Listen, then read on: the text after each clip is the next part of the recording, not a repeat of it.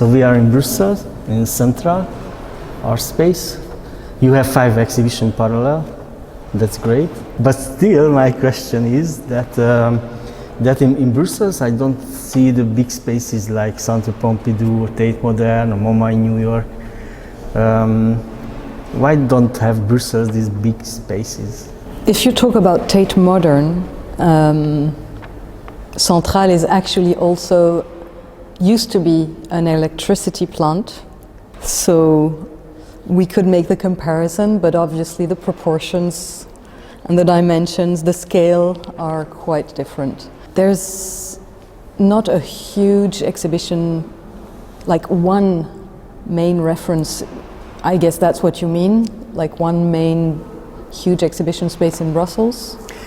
Yeah, I mean, you know, where you have a superstar like, I don't know, David Hockney in the Tate Modern, everyone wants to go there and see the space, or I don't know, Tracy Emin, or there's many good names. And when I coming to Brussels, every time I see small spaces with small exhibitions. Probably it's like an echo to the city. Actually, the city of Brussels is a capital city. It's, as you know, the capital of Belgium and of Europe. But paradoxically, it's actually not a very large city, as can be London, like you said, or Paris, or obviously New York or other cities. And there's a scale thing in Belgium. Belgium is a small country, Brussels is a capital, but it's not a huge town. And perhaps that's why the exhibition spaces are also on that scale. Now, if you talk about many small spaces, it's also kind of an echo to the city of Brussels, which is like a patchwork of different architectures, different areas. As you know, there's also the political patchwork here. So you have 3 communities. You have the French-speaking, the Dutch-speaking, the German-speaking community. And then you have Flanders, you have Wallonia, you have Brussels. So it seems like in this country, everything is kind of, you know, divided and patchworked, but it all kind of comes together, hopefully smoothly at the end, not always, depending what for.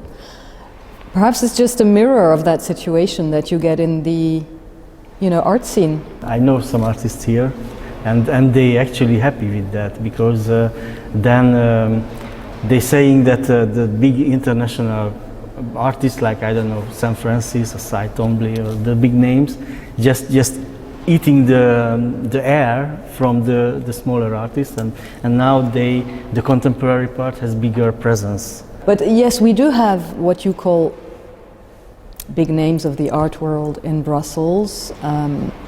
We also do have a very diverse and multiple emerging artist scene.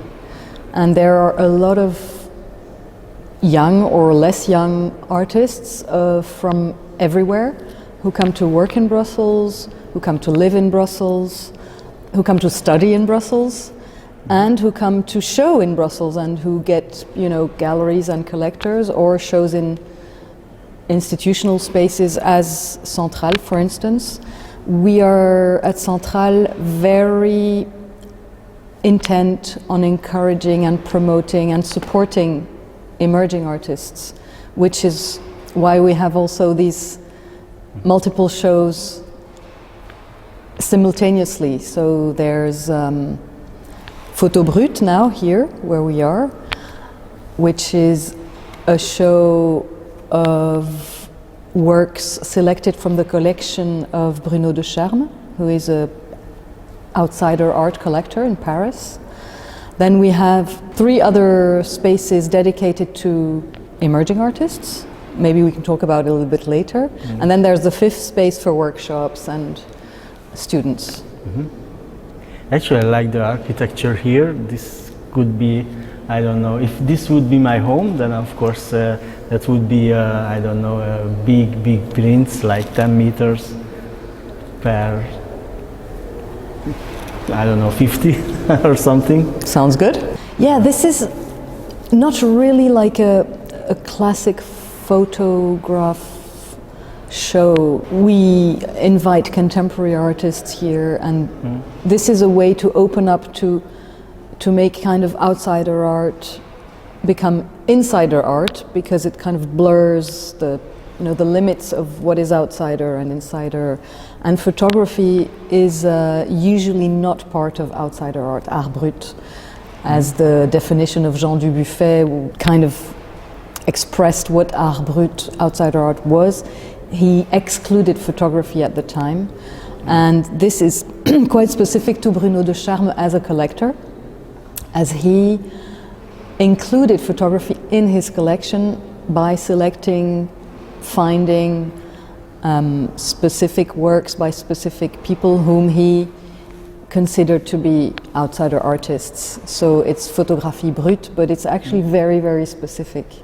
And this is part of a larger project called Photo Brut BXL in 4 different spaces, which may again confirm what you said, that there's not one big space but many different art spaces in Brussels.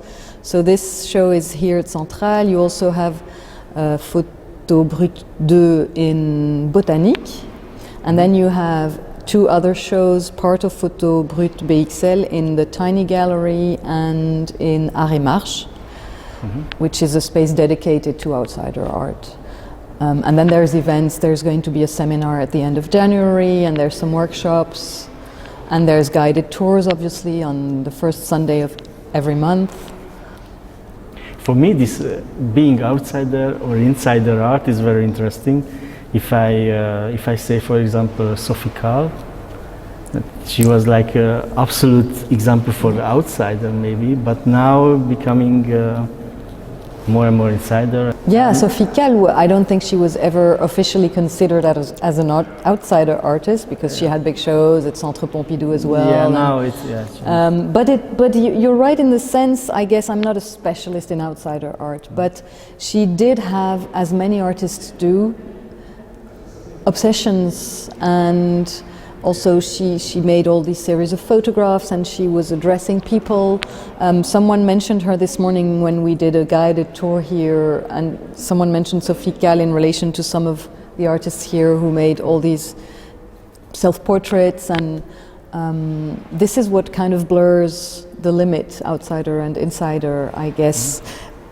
For example, the work which is right here behind me by Thomas Maczynski, these are all self-portraits, and it could be related to artists such as Cindy Sherman or Emilio Lopez Menchero, who also kind of, get changed, and they use very, very simple techniques to make self-portraits transformed in other people, which is exactly what Thomas Maczynski does.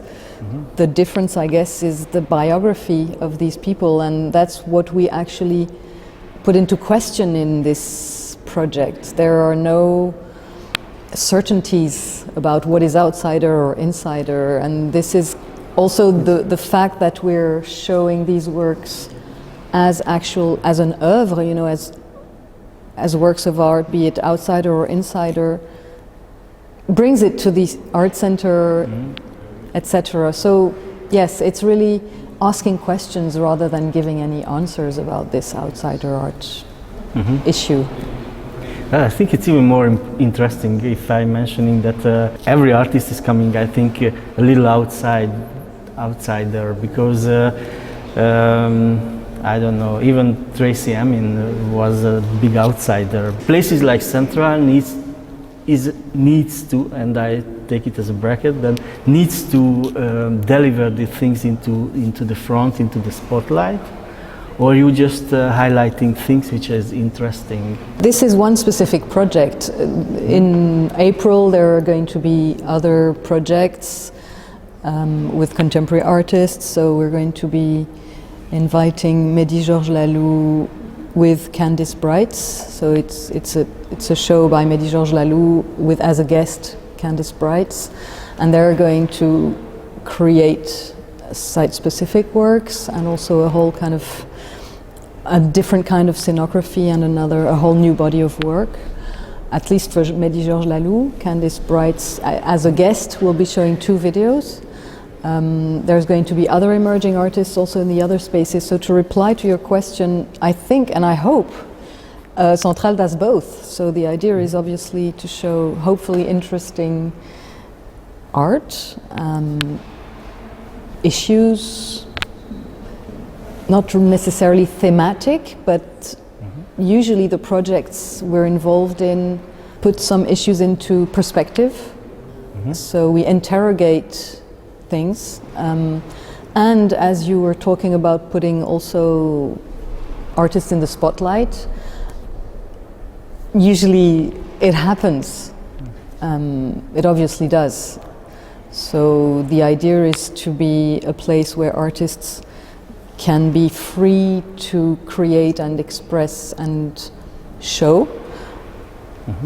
Confirmed artists, emerging artists, and also one of the missions of Centrale is to show Brussels-based artists, as Centrale is a center of the city of Brussels. I see on the younger generation that they are connected more and more on the phones and the virtual reality, on the social media. They don't really go into exhibition, they like to see it on the phone.